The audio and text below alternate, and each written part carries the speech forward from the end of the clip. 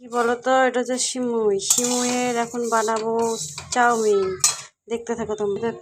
এই দেখো আমাদের সিমুই ভাজা হয়ে গেছে, এবার বানাবো চাউমিন। চলো দেখা যাক। এই দেখো এর মধ্যে দেবো ক্যাপসিকাম, গাজর আর পেঁয়াজ, কাঁচা লঙ্কা দেবো। সিমুই এখানে ভাজা হয়ে গেছে। এই দেখো তেল গরম হতে দিয়ে দিয়েছি, তেলটা গরম হোক।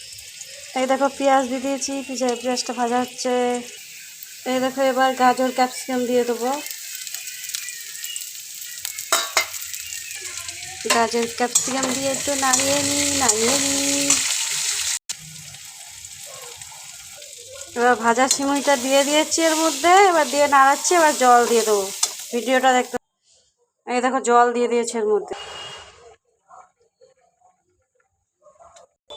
এই দেখো আমাদের চাউমিন রেডি, সিমুইয়ের চাউমিন।